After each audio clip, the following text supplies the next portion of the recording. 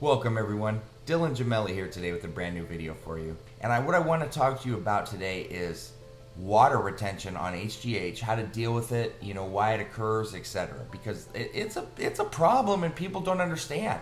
Because the minute you start taking HGH, what's the first thing you think? Man, I'm gonna have some nice fat loss, anti-aging, and then boom, before you know it, you're filled with water, and you're going, what just happened? Why is this going on? What is this?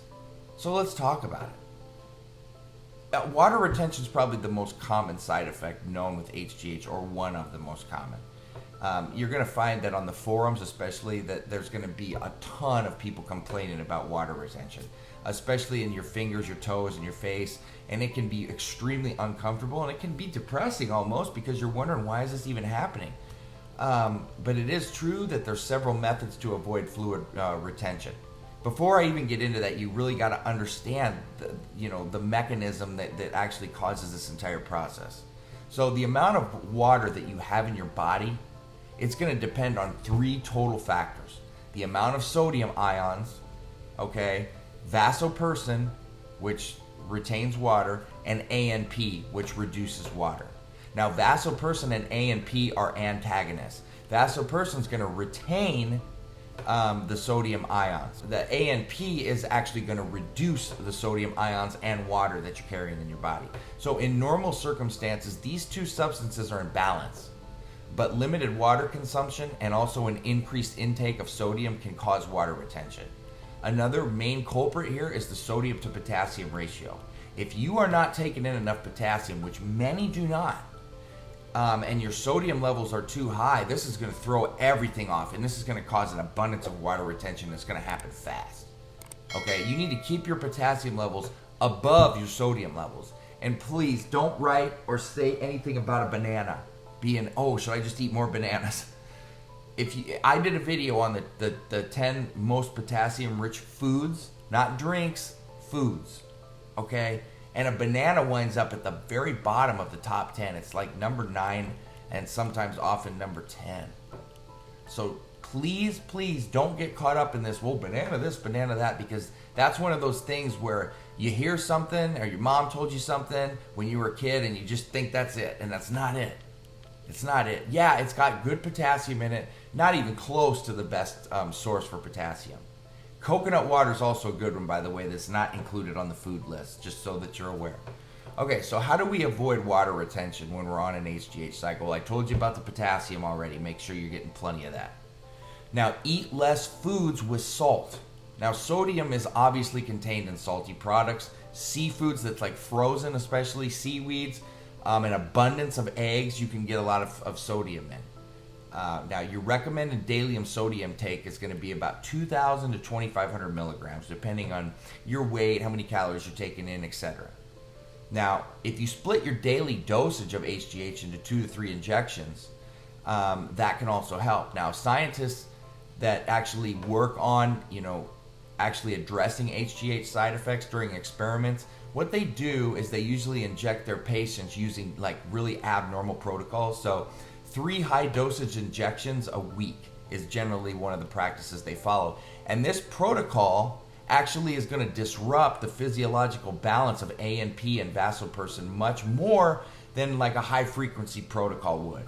And that's similar to human natural secretion. So, that's another thing to consider on doing to help control the water retention. Limit your alcohol intake. Alcohol flat out causes water retention. I would not drink whatsoever while you're using anything, but that can definitely help if you are a drinker.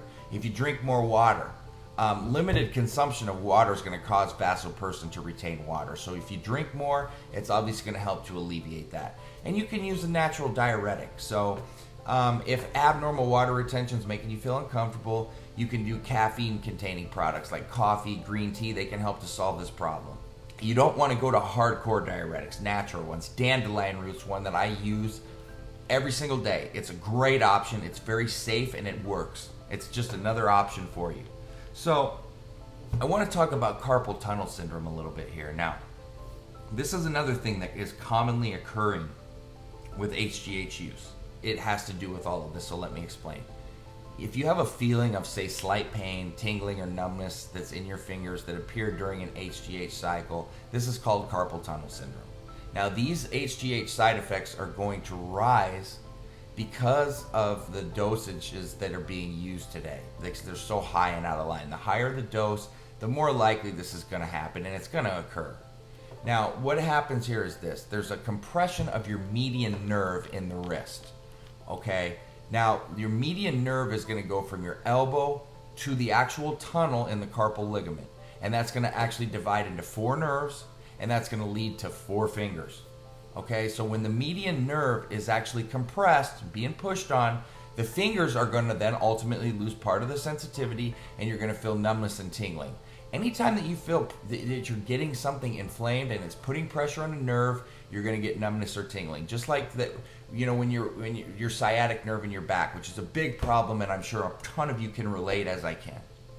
What happens is they always ask you, what's one of the first things that you're asked? Do you feel any numbness or tingling in your legs? Well, that happens because the sciatic nerve in your back is being hit by an inflammation of something going on back there, and it shoots the pain right down your leg. So the same thing goes here. The carpal tunnel syndrome on an HGH cycle is caused by water retention and an increase in the bone mass. So that is, you know, basically what causes it, and so you can get and understand. To avoid or lighten carpal tunnel syndrome, you need to consume multivitamins, especially the B6 vitamin. That's going to really help. Now, another issue that it has occurred here is HGH gut, which is often talked about. Now, the problem of distended stomach and intestines, or HGH gut, has a very complex nature and not caused by HGH side effects. Growth hormone is used in many kinds of sports, mostly, you know, athletics, sprinters, biathletes. They use HGH to protect ligaments and bones to improve recovery. Marathoners, they use it to increase the expense of free fatty acids as a fuel for endurance training and to protect their cardiovascular system.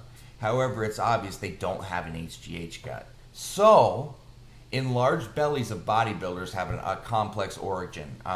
Usage of high doses of HGH, 20 to 30 IUs a day for 6 months.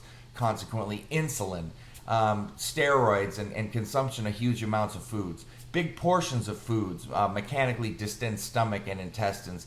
And then HGH, insulin, steroid using in high dosages actually fixate it. So the problem of the growth hormone gut shouldn't actually bother an athlete who's using low dosages of growth hormone for a short period of time.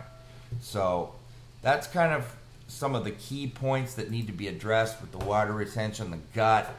I really wanted to address those and really explain scientifically so you can understand exactly what's going on here and why. That being said, stay tuned for plenty more videos to come. Dylan Gemelli, signing off.